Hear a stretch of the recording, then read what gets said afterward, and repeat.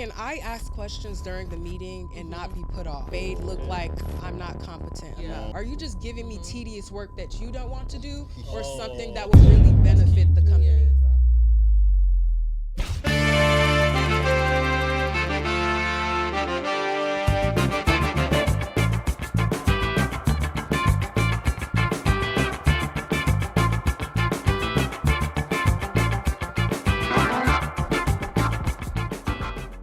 Hi, Hacker Proof family. Thank you and welcome back to another episode.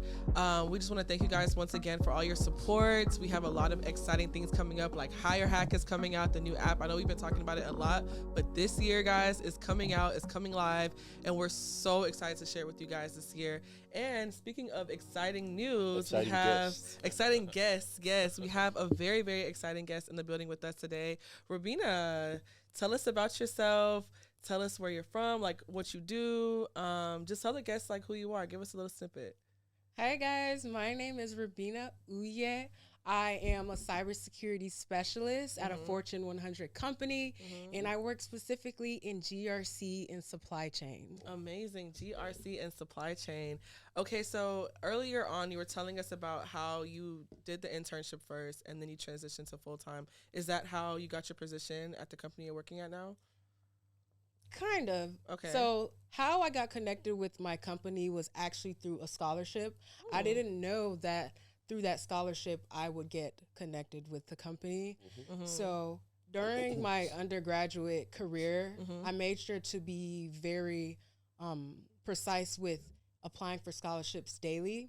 So one of the scholarships that I applied for, I luckily got it, which allowed me to get a $20,000 renewable scholarship. Congrats. For my junior year. Congratulations. Thank you. So the company, it was a company-sponsored scholarship. So am I allowed to say my company? It's up to you. Okay. If you want to, Okay. but I would say not to say Not it. to say it, Yeah. okay. So essentially, I got to meet with some of the higher-ups who were sponsoring that scholarship. Gotcha. And basically, he decided to connect me with the company. He said, hey, I see the impact that you've done. I see that you have that drive, and we want you here at this company. And for me, that just spoke volume, because you saw me and were impressed by me and created a role just for me. It was only right that I followed that path. Yeah. So I moved from Atlanta, which is where I was originally based, and now I'm here in Houston, Texas. Wow, congrats on that. I got one question. You said you applied to a scholarship that gave you $20K renewable. Yes. What can someone who's like in college right now, who's looking to maybe start their cybersecurity career soon through internship or something, what can they be looking for to get scholarships? What websites? What resource? What links? So the main resource that helped me find those cybersecurity scholarships, we're looking for those organizations that are cybersecurity based.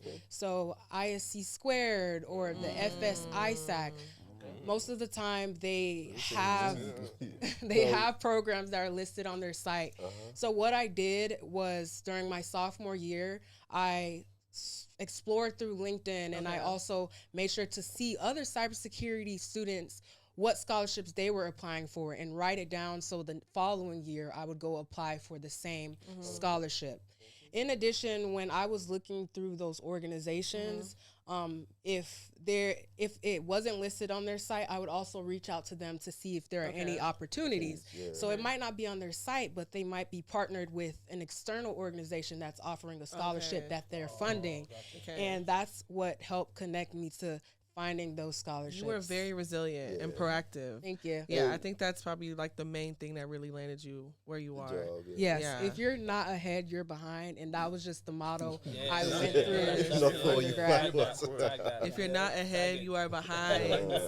And also, I know you talked about you being in your professional career now for only 7 months. So, coming in the first couple of days, how did it feel? What were you more excited about? What did you not like about the job? Honestly, stepping into the corporate world full time, I got to return back to my internship team, which I really pushed for. Oh, wow. Yes. Okay. I think a manager can make or break your career That as you're is going gospel. in. That is gospel. That is gospel right there. I went into it with an open mindset, a growth mindset. Having a manager that was so supportive really made me want to say, hey, like, I'm ready to work. I'm ready to learn. And I've had experience throughout my 3 internships. I've had male managers. I've had female managers. I just felt a little bit more confident with having a male manager, simply because with female managers, sometimes there can be animosity, attitudes involved, and that's the reality of it that most people don't talk about. But what was the other part of the question? And basically, what did you like about it? What were you looking forward to? Right. Yeah. And what I was really looking forward to is to see if at that company I could grow. I don't plan to be an entry-level person for 5 years. No. Sure. I'm really giving myself 5 to 10 years. 10 years is pushing it to elevate throughout the company. So one of the things that I've been doing is always trying to learn more by trying to get relevant certifications, joining different groups and sandbox environments, even though it's not related to GRC, just to dip my hand in different parts of cybersecurity. That's good. Yep. That's good. Yeah. So what were like the search you took that kind of helped you, like, drive throughout your career? Because like you've been in your job like 7 months, right? What certs help you get to that level right now? Right now, I would say the CompTIA is Security Plus. That's the main one that I spent time studying for. And quite frankly, it took almost 2 years for me to actually sit down and say, I want to learn this.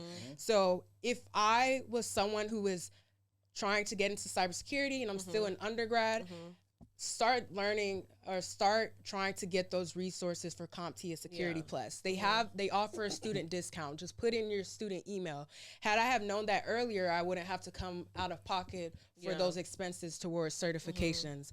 You said something else that kind of stuck to me. You said going into an organization, you're looking for growth opportunity. If you don't see that, it's something that you might be looking for an exit. What are those growth opportunities you look for when you head into a company, and just what signs are you looking for that shows that that company has growth potential? When you're entry level, can I ask questions during the meeting and not be put off or made look like I'm not competent enough? Do I have the opportunity to lead? Will you give me a project and allow me to present to other people? And lastly, the main thing I would say is impact. Are you just giving me tedious work that you don't want to do, or something that will really benefit the company? Exactly. That's actually those are some really some prime gems.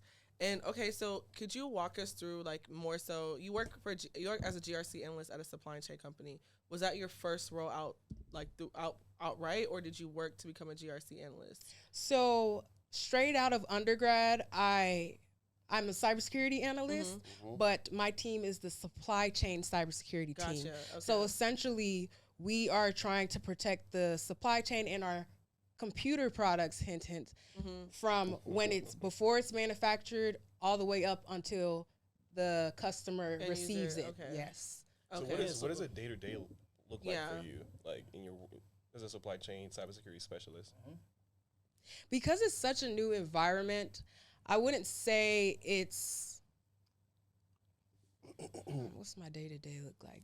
Realistically speaking, my day-to-day kind of changes depending on the week or the month. But realistically, I start my day reading emails, joining relevant meetings. And as entry level, I'm not going there to act like I know everything. Yeah. So I'm really getting pulled into meetings to act like a sponge and soak up a lot of information. Yeah. So day-to-day, I'm really piecing things together, understanding the business that I'm working for, and seeing where I can provide impact. I also sometimes conduct audits, so I'll go to the factory site and shadow under different members of my team to try to gain an understanding of what questions I should be asking when we're conducting these assessments, and what responses are suitable when we talk to the partner or vendor about their cybersecurity needs. Okay. Another question. So you were going to say something, Vicky? Yeah, but go ahead. So you said conducting this assessment, what frameworks? Yeah, I was gonna ask that question. Okay, our organization Yeah. is gonna conduct this assessment. Platforms, frameworks, Yeah. tools. The main frameworks that my team use would be the NIST framework, and we okay. also have certain policies that our company. I think it would be better for me to just say the company. We have we have 2 different policies that we also require for our vendors to hold, which I'm unable to share. Okay. So yeah, That's fine. okay. Yeah, So- when you say policies, do you mean certs or Actual or like policy. it's like company? Or It's company Are you specific. Yeah, referring it's to a- something like, do they have to be like ISO 27701 compliance or like SOC 2 Type 2 that you want the vendor to have in order for them to do business with you? Yes, that's correct. Okay, Okay, SOC so 2 then Type 2. those. Yes, Yeah. all of those, and then we have it's called 1403 and 1404 HP cybersecurity policies. Okay. So they were that's for created, company unique, yeah. company-based policies. Yeah. Yes, yeah. But those are all based on specific addendums, like from other cybersecurity frameworks too. Yes. Okay. Primarily NIST because my company also works with the government, and the government also requires additional standards as And- well. okay. Yeah. Gotcha. Yeah. Gotcha. So I mean, you spoke about you being there 7 months, and like, so how important is like getting to know the business, how like Aspect of things. like is that taking like more part of your like day to day like activities than the actual like cybersecurity stuff? I wouldn't say so, honestly, because I just have an inquisitive mindset. Okay. So I don't like to do stuff if I don't understand what I'm doing Yeah. it for. Gotcha, for sure. So that's kind of what drives me. Oh, okay. Yeah, because like the reason I ask that because like when like someone gets like into a role, I feel like they spend like the first like First 6 year. months I think getting the to first know. year. like, Okay, the okay. environment, the You're right. business. You're You know what I'm saying? right. Yeah. You're right. I definitely agree with that. So I learned resilience throughout my first 3 months in this role because we've had the CEO of the company leave. I had 2 different members of my team either retire or move to another team. So I might have spent time learning something and then have to quickly readjust to And, learn pick someone up. else's role and then implement it. It's But not always all bad to do that though. it's not. And it's really a learning opportunity for me and Yeah. also a way I can tell my manager that I'm someone he can depend on. Exactly. That's true. So Yeah, just it's to your versatile. backtrack a bit, you talked about your internship, talked about the journey.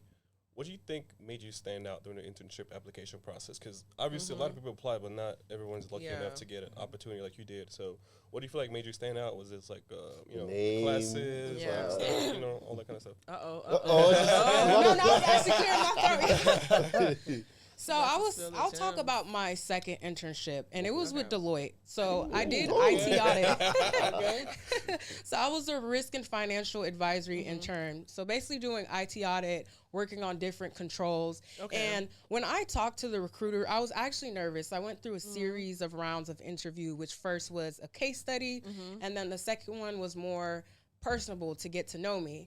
So I'm not gonna lie. So when I saw that my recruiter was Indian, I don't know.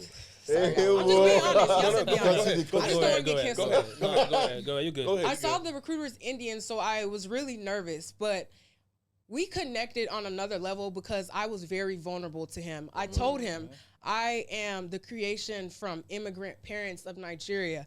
I really would. No. I'm from immigrants. I really have a drive, and I've done various case studies to put myself out there. Yeah. Fun fact, my first case study was actually going against both undergraduate and graduate students, even though I didn't have a clue what IT audit was. And that helped put me on the map, just taking those risks and putting myself in those uncomfortable positions. He recognized that, and when he gave me the call back one day, he said, I really resonated with how you talked about your experience, and he could see that I truly had that drive and wanted to learn. And I think that's what actually helped me secure that internship role. So you would say it was more like your soft skills, like your not necessarily like your technical skills, but vulnerability, your drive, your inquisitive mindset. Think about it too. When you're an what- intern, you don't really have too much skill set or know how organizations run. It's run. You're just coming based on what you could think you could offer to the organization, your hard work. And, so I think you did the right thing. They don't want to know it all. They want to show that this person came to the company, and then at the end of their internship, when they have their internship presentation, they went from here to there. Exactly. Yeah. I kind of like relate with that because one of my like internships, I remember they asked me one question like that got me the job. And that was it. Yeah. So I feel like just my drive. Yeah. And just like looking at my resume and seeing like things I've done. Like okay, I want you on this team. Yeah. You also talked about some of the growth aspect or growth potential you see in the company. What would you say is your dream role as you get older? Let's say your first 5 years and your 10 year. What would be your dream role in an organization? It's a hard question because I'm very entrepreneurial in mindset. Oh, okay. So you eventually want to, well, you don't have to say it here, but you don't see yourself doing it forever. Forever? No. I would like to branch off and do other things, but I really do have an interest for cybersecurity. Most of the time, there's timelines set of where you can progress in that company. Maybe 0 to 2 years, you remain entry level. I'm not abiding by those rules at all. You see, they'll find positions where people leave the company out of nowhere and no one else wants to take that role, and they rather hire internally. Yeah, to take it on. My manager, that's why I really do love him, because he will not just hold me to his team. He'll say, I want you to apply for this role. I see the skills that you have that you might not even see in yourself, and you could really thrive in that role. And I think that's important. In my first 5 years of corporate life, I would like to go into a more leadership role and eventually manage a team by my 10-year tenure, if not be a director or... Hey, speaking. Are you coming to the event Tuesday? You should come because it's going to be a whole bunch of leaders there. I will have to double check because I do go in the office on Tuesdays. So, it's after hours. Oh, really? After hours. From 6 to 8:30. Yeah, 6 to 8:30, something like that. So I know there are several like unpaid like internships out there. But for the paid internships, how much are we looking like a range? The paid ones. For technical, I would say at least $30 an hour. What's that? That's competitive. That's pretty competitive. No. I would say that's like okay. That's like, 60, like, 70,000. If we say in market, maybe like $25. Market rate. Yes, but my first internship was only $16. Mine was like 20, but I was balling then. I was balling. I was like 25. I was balling, bro. My next internship was $44. Oh, okay. But you got to think I'm only there for 2 months. Yeah. Oh, exactly. So you got to make use of it. Yeah.